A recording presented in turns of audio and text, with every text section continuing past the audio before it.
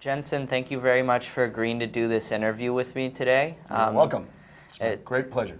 When you were my age, which is 14, did you know that you wanted to be an engineer?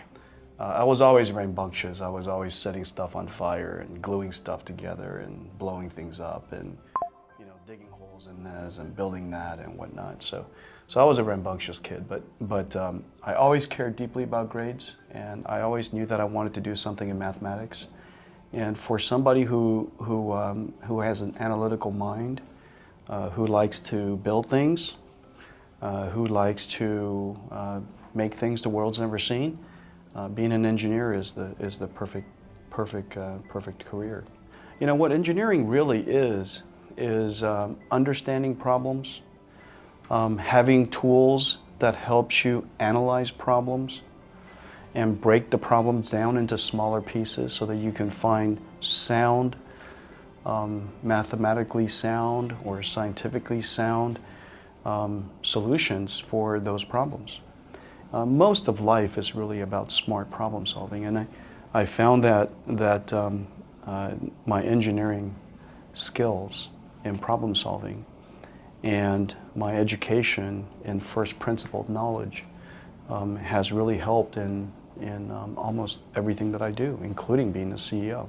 So what's it like to be an engineer at Nvidia? What projects do you work on? What do you do every day?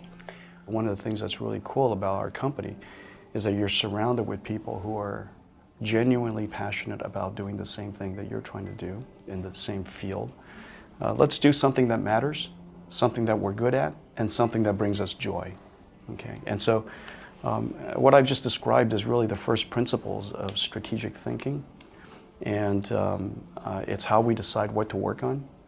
And of course, if it followed and satisfied the rules that I just provided, it must be pretty cool. And smart thinking about a problem is really at the beginning of engineering. It's asking the question, what is this problem really about? Now, there are some problems that if you try to solve it in the most literal sense, it would take a long time to solve. It might take a lot of money to solve. It might take an enormous amount of cost, in time or resource or whatever it is, or materials. But if you change the problem and you truly understand what is the person really trying to ask? What is at the core of that problem? Maybe you can express that problem in a slightly different way, and as a result, it becomes solvable, and a solution can be found. Maybe you can break the problem down into 10 pieces, and that you would solve it over time. That it almost doesn't matter what the end profession is.